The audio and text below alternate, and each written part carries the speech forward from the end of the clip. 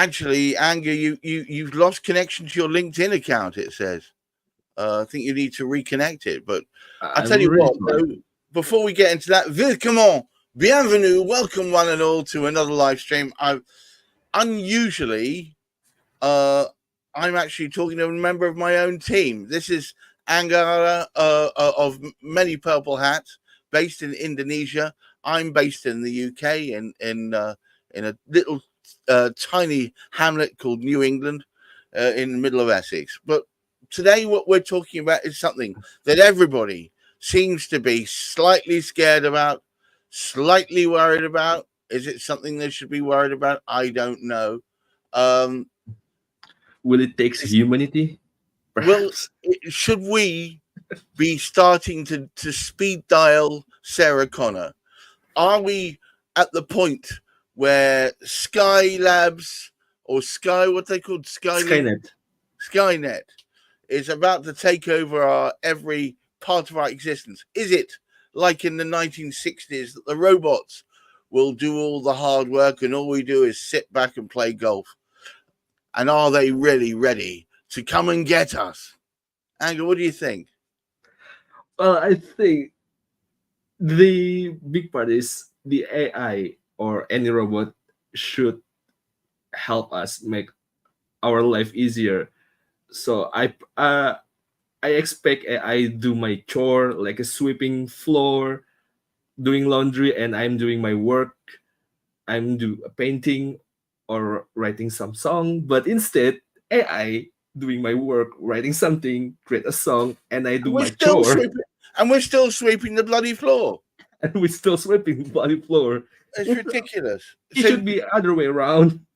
when people imagined using robots and AI years ago, they always imagined us sitting there waiting for the robot to do our work for us. What we never imagined was that they were going to be the next Leonardo da Vinci. And the trouble is, there seems to be more effort put into providing software and machinery to create content and creative stuff than there is to get away the tedious stuff. And maybe I'm just not seeing it, but all I'm seeing every day is a new piece of software for writing songs, a new piece of software for creating beautiful prose, a new piece of software for designing images, Yeah, even video right even now. video. And it's going to ask, it's begging the question: how do you know when it's real life? Oh, yeah. Yeah, Couple years ago, yeah, like couple years ago when GPT is not really doing well, we know this is produced by AI, but right now the difference is very thin. it's How still do you there. know? It's still there. It's almost become sport to spot whether it's AI or not.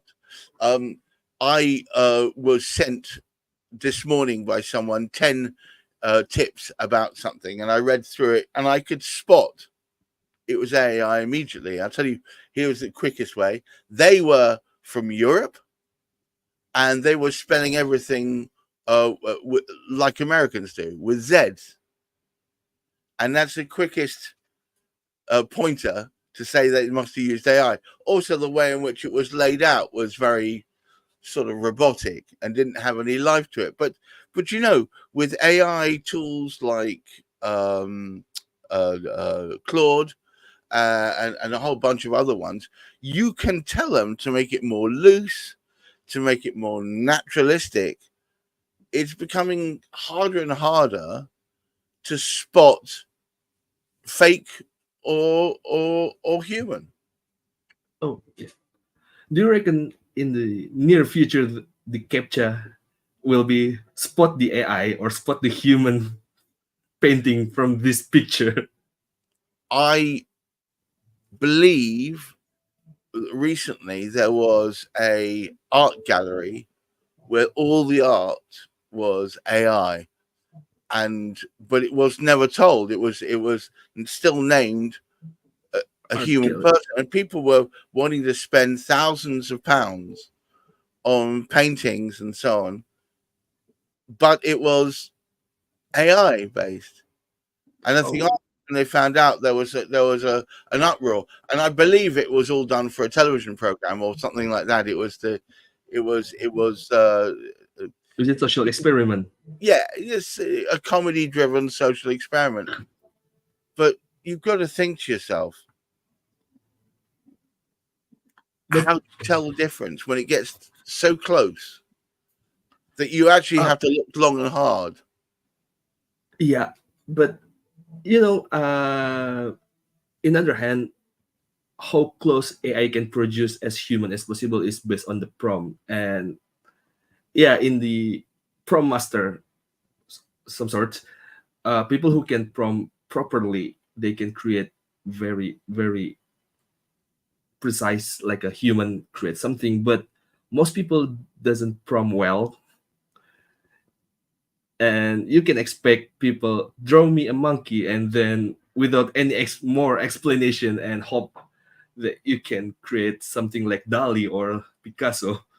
Well, the thing is, right, different vision engines create in different styles. That's a given.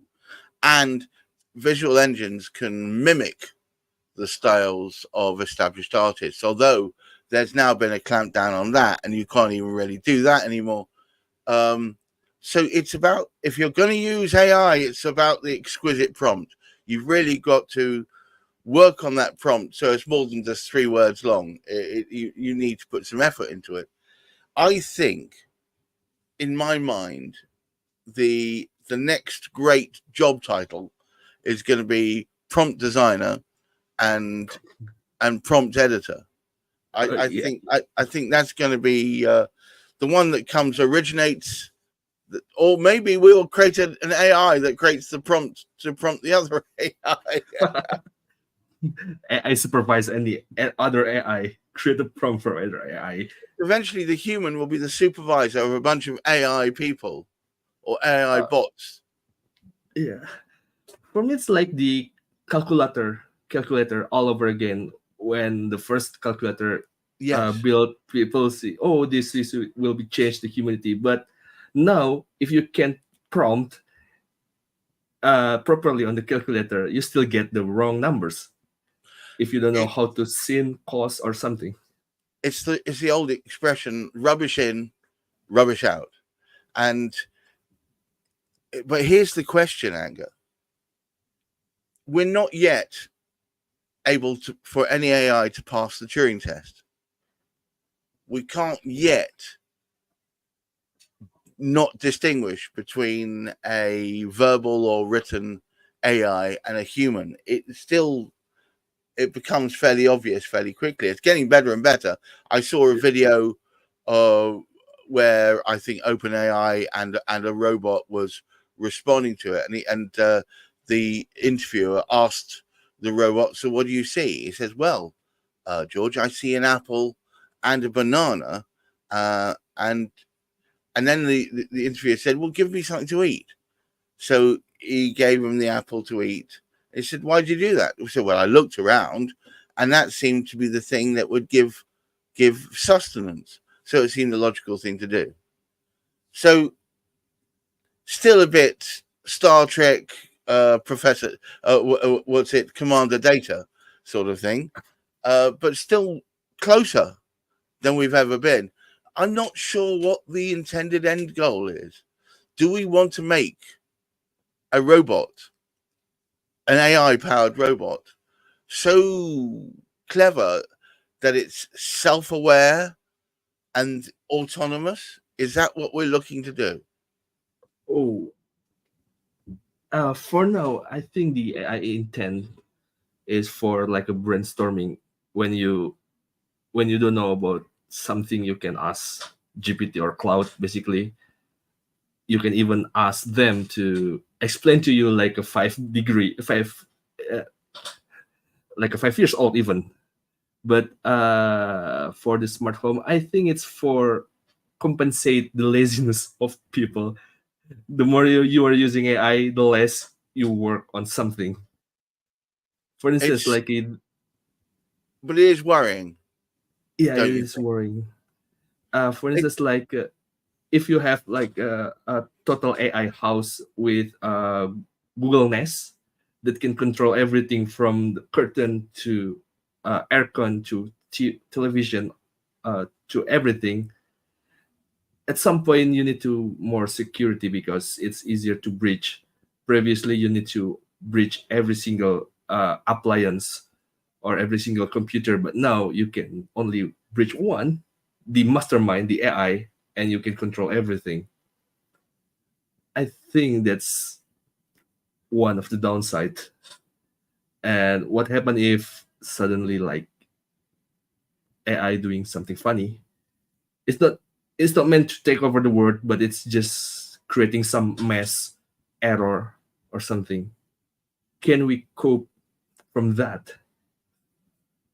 It's worrying because, like everything in life, we can prepare for the known unknowns, and we can prepare for the known knowns. So all these different things that we know have come before, we can prepare for them.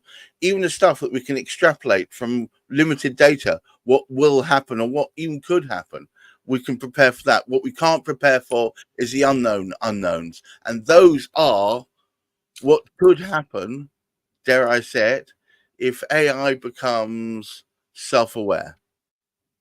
Because Yeah, if it and becomes self-aware, will it not, in a nanosecond, come to the inextricable conclusion that AI is repeatable and consistent and doesn't have moods and will always show up to work on time with the same attitude, and whatever it got done yesterday, it will probably get done tomorrow. yeah, But humans are fallible, inconsistent, are prone to disease and unwellness, and also not being in the right frame of mind, or wanting to go on holiday, or even wanting to be indolent or destructive or carefree. So therefore, we're the weak end of the bargain, aren't we? We're the part that any sensible AI would sideline. I'm just a little bit worried. Did you ever watch 2001: A Space Odyssey? Space Odyssey. Yeah, I'm that's sorry, the Dave. brick. I'm afraid I can't do that. You know, it's the Open, movie. open the pod bay doors, Hal. Oh, I'm sorry. I'm afraid that I cannot. Oh, yeah, and Well, the do you remember Hal? Which, if many of the older amongst us will realise that HAL is one letter displaced from IBM. Did you know that? oh, I just know that. So that's why it's spelled HLM. So Hal decided that the weak part of its mission were the humans it was carrying. That was Yeah, the whole mess. That was the whole thing. So it asks the questions: when do humans become superfluous to requirements? When do or we become? When do we become the problem? become the problem. When do we become the liability for the AI? So look, I thank you so much for this first of many talks, Anger. Oh, I hope anyone wishing they'd not switched on to this one, because we're asking the deeper philosophical questions, but this one particularly to do with AI and how it's going to affect us. If any of you have questions or concepts or ideas you'd like us to talk about in the future, please do get in touch. But until the next time, I just want to thank Anger. Thanks for taking the thank time you. out. I know he's busy. Guess what? Because I keep him busy. But no, but we have a lot of fun here at MPH. Thank you so much for your attendance, and thank all of you for watching. And until next time, thank you all, and I wish you a wonderful week and excellent mental health. Goodbye. Oh.